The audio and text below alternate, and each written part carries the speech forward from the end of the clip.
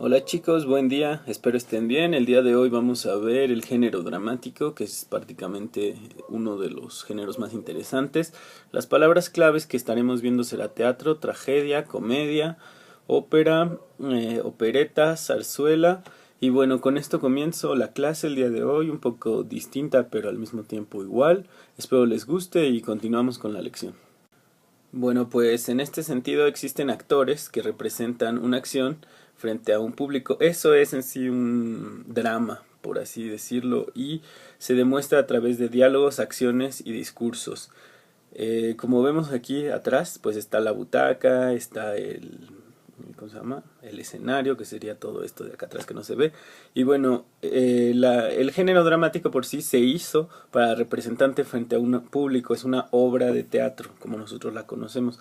Entonces, no solo la obra de teatro, porque veremos que hay diferentes elementos que se van mezclando para poder hacerse y denominarse género dramático. Bueno, esto les servirá para diferentes y diversas situaciones. Evidentemente, en unos años presentarán ustedes unas obras de teatro y lo importante que tienen que tener es que cuando encuentren un folleto o un libreto, porque así se llama en sí la cuestión que va con las obras de teatro, cuando tengan su libreto, van a encontrar que se divide en actos, cuadros y escenas. Esto también aplica para el cine, es muy parecido, no está relacionado en cierto sentido. El género dramático deviene del género, digo, el cine deviene del género dramático por esto, ¿no? Los actos, para entenderlo como tal, son las partes en las que se divide la obra, acto 1, acto 2, acto 3, acto 4, etc, etc.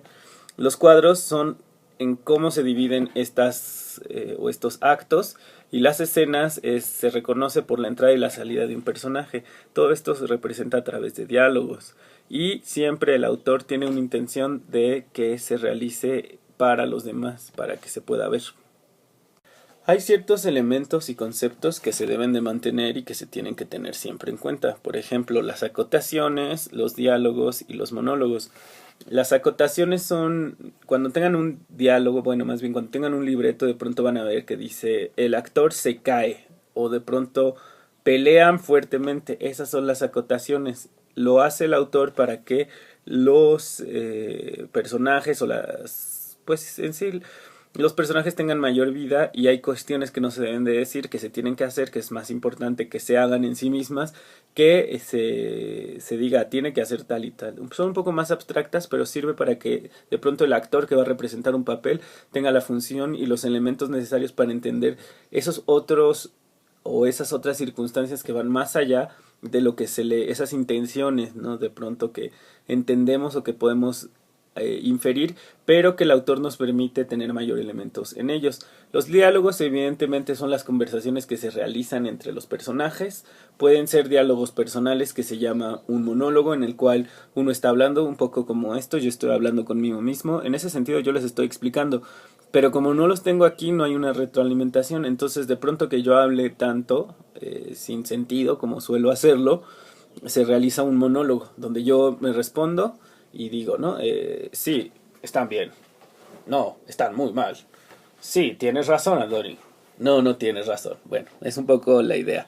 Entonces, a continuación seguiremos viendo. Prácticamente esta clase será un poco más corta de lo que generalmente lo hacemos y espero les quede claro. El género dramático es un género que a mí me gusta por la idea de la representación. Uno de los principales filósofos, o mejor dicho, de los literatos más conocidos en la antigua Grecia, fue nada y menos que fue el gran Eurípides, que permitió escribir muchísimas tragedias que hoy por hoy siguen siendo permanentes en nuestra memoria colectiva y se siguen reinterpretando a partir de estos mismos elementos que se determinaron en aquella época. El teatro tuvo una fuerza muy grande antes del cine porque evidentemente la gente no tenía aparatos electrónicos para ver. Ustedes recordarán que en el Renacimiento el teatro tendrá una fuerza tal que no habrá elementos mayores de cohesión en algunos estados, como Inglaterra de pronto, que lo de que se representa en el teatro. Tan grande y tan fuerte fue que incluso la reina decidió hacer un teatro para que se representaran obras. Había obras que eran para los reyes y obras que eran para el público, pues no tan culto, por así decirlo. Bueno, pues dentro de los géneros encontramos la tragedia y la comedia, que son dos de los grandes géneros más importantes.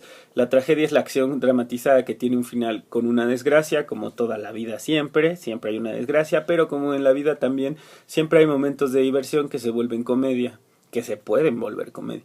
Entonces son dos grandes géneros que ayudan al teatro, se crean evidentemente en Grecia, en la antigüedad, esto deviene un poco de las bacanales, de las fiestas en las cuales se realizaban actos heroicos, actos para representar el porqué de los mitos, y entonces de pronto se establece hace unos muchos miles de años la tragicomedia, que es la evolución o que es la mezcla de la tragedia y de la comedia, en el cual el personaje se plantea una meta y va pasando por barreras para triunfar. Esto, la tragicomedia, si no mal recuerdo, en el teatro español es cuando más existe y cuando se realiza, en el teatro español del siglo de oro es cuando tiene muchísima importancia la tragicomedia, porque sí es una tragedia que es lo que no se puede realizar, pero al final se logra realizar a través de ciertas circunstancias favorables, que a veces son cómicas, a veces son chuscas, otras veces marcan al personaje por lo que sucede.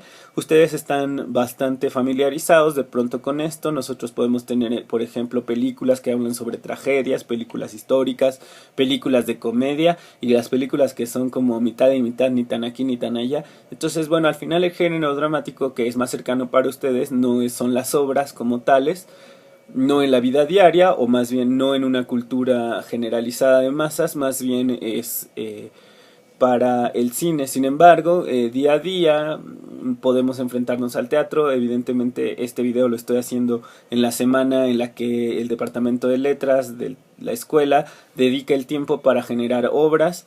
En nuestra vida diaria, evidentemente todos hemos participado en una pastorela, y si bien éramos la piedra uno o el árbol uno, como en el caso mío, también hubo quien fue algo más, que tenía proyección escenográfica, que tenía voluntad de actor y que representó algunos otros papeles de mayor importancia, pero ellos o todos en general teníamos un libreto para poder realizar o para poder entender las obras como tal y qué hacer y cuándo hacerlo.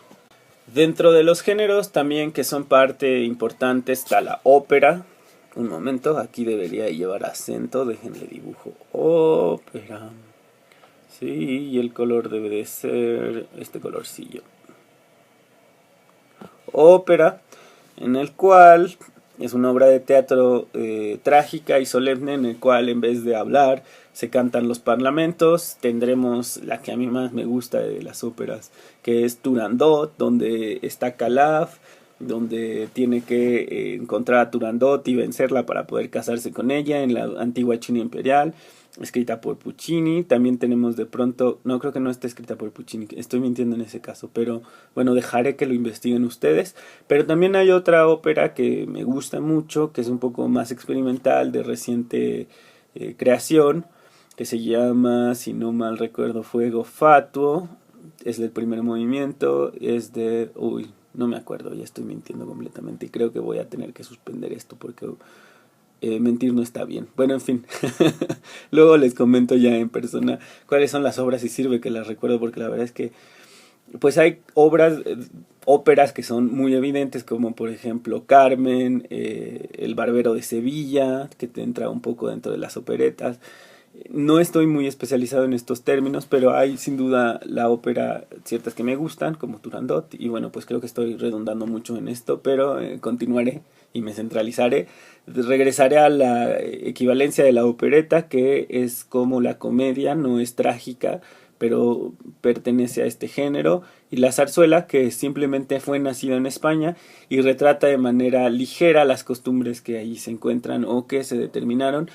Estos géneros, sobre todo el de la zarzuela y la opereta, tenían muchísima importancia en España de los siglos de oro, porque evidentemente de pronto en esa época hay un conocimiento tan grande sobre lo bueno o lo malo de la literatura, y se decide realizar cierto matiz que proporciona una identidad y se hablará de las costumbres. Siempre en la literatura se va a hablar en algún punto de ella sobre las costumbres, porque las costumbres cambian con el devenir histórico. Por ejemplo, hoy tenemos la costumbre de ir a trabajar, levantarnos temprano, entrar a la escuela, pero eso es nuevo dentro de la humanidad. ¿Por qué? Porque hasta el siglo XXI y en los últimos 60 años se han tenido las condiciones necesarias para que de pronto, incluso se me ocurre menos de 60 años, para que ustedes puedan ver este video, ¿no?